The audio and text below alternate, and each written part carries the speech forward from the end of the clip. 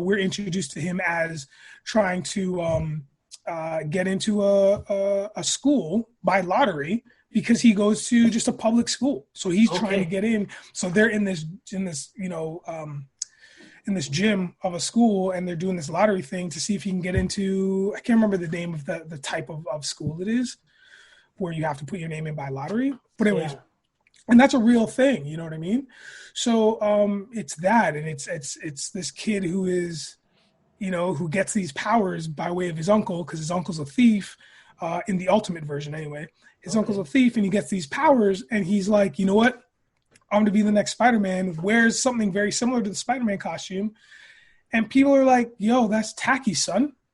And nobody likes him. Everybody hates him because he's wearing something similar to Spider-Man. Spider-Man just died. So it's like Brian Michael Bendis, who's the creator of him, and he just, and writer, he just came with something that was so fresh and so new and just made him so much more than just being a black Spider-Man. Like it's his story is really fantastic. It's really great if you get a chance. Yeah, the beauty of Miles Morales too is that he's the second Spider-Man. You know what I mean? Like there's been other Supermen, there's been another Batman for a bit, but Miles is legit the second Spider-Man ever. Yeah, I see what you're saying. Yes. So there's something big with that as well. You know, there's been many Green Lanterns, but there's something really unique about that, is that Miles Morales became decades after Peter Parker ever existed. Yeah. Everybody was getting mileage off Peter Parker, and then it was like, well, here's Miles Morales, and he's the second one. So yeah, it's fantastic. So I highly recommend. I mean, I can give you some books to read via Twitter or whatever, and give you because there's some that you should just avoid just because they're not great. But for the most part, his entrance and then the little bit of the continuity is fantastic. What does it mean? You also in your show give a shout out to Miss Marvel. And it just so happened, like Marvel Cinematic Universe, Miss Marvel's coming, played by a local Toronto girl. That's awesome. I love it. But for you guys, does representation matter as much to you guys as it does to like the kids out there? What are your thoughts on that? This is really interesting. I've thought a lot about this because Kamala Khan wasn't around when I was a kid. And she has only been around since I've been a grown man. So all my influences were white. You know, I'm a nerd, but I love Peter Parker. I love Bruce Wayne. I love Mad Max. But these are all white people. I never really, I guess, thought about it that way because you're young, right? But yeah.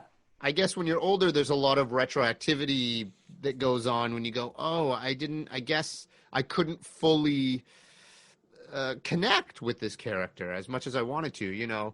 Someone who's white could see Peter Parker and go, I'm not necessarily a small nerd, but I'm white. So I got that, you know. So I think there's something there, you know.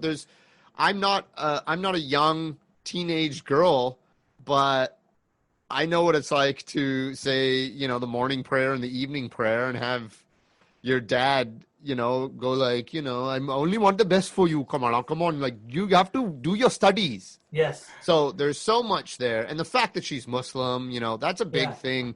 Also in the comic book universe, comic books don't really deal with religion a lot, but, you know, Islam is the biggest religion in the world, I believe. I think. But I think it matters now to know that little, I mean, in the book, Kamala looks exactly like my sister when we were kids. Wow. So now that she's going to be real, it's also nuts that I have like, Nigel and I played the Marvel Avengers video game, and she's the main character in the video game. And she calls her dad Abu, and she said, you know, he's a inshallah at certain points. So it's just like, these are things that hit so hard and so close that I think it's so awesome. I think it's so defining and wicked to see. Finally, you know, it's so specific, but it's so meaningful. Interesting, Nigel. Your thoughts? You've played Black Panther in with an old friend of mine, Sean Ward. Oh yeah, amazing. Yeah. That's that was really fun making that video. Um, listen, man. So like I mentioned before, because I'm the comic book guy. It's like I've been reading and reading comic books since I've been a kid and a little kid. Like, because I could draw before I could read. I know that for a fact. My parents have told me that story a million times. So I was fascinated with the illustrations and the pictures. And to that point, it was like, well, who is out there that's like me at this point?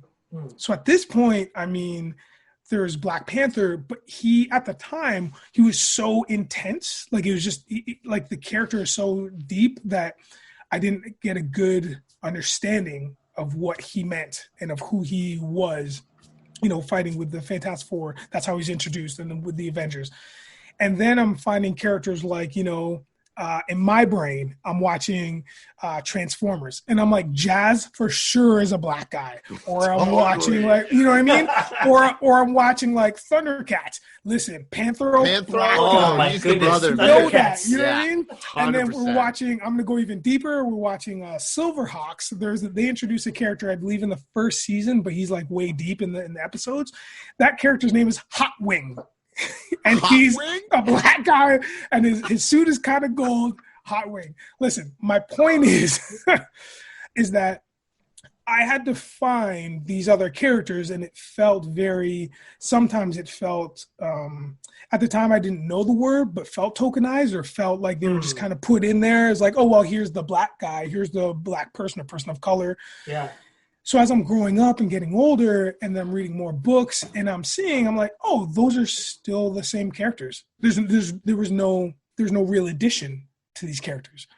So now, as I'm getting to be, grown ass man, we're seeing that these characters are not only put there as part of the team or leaders of teams, but they have more depth to them, and they're there for a reason. It's not like they're just thrown in to be a part of the team anymore. You know what I mean? Yeah. So, and with Black Panther, I mean, we have characters like, Vixen. We have Jon Stewart, who's one of the Green Lantern Corps.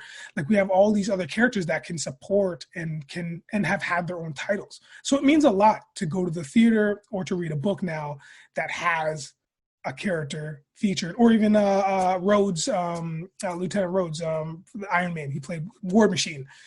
Don Cheadle played him in the movies. So it's like, it feels so comfy now to just read a book or to watch something or to play a game. Like Kris was saying, we can play it, and it's like, Kris knows these references that I don't, and I love it. I love that finally there is characters that can speak to different cultures and ethnicities. Yeah, and Captain that isn't just white. Black guy now.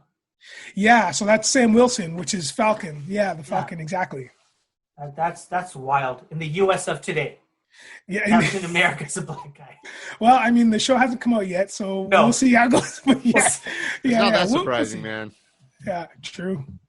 We'll see what happens. But let's get to your show that you guys released last year, at the end of last year, beginning of this year. Yeah. Congratulations on that, PLAYAS. Thank you, sir. Thank you. You're welcome. I guess, Kris, you sort of led it, and then the both of you sort of came together to write it out and stuff. Why in 2019? Why was that the right time to sort of create something for yourself of your own?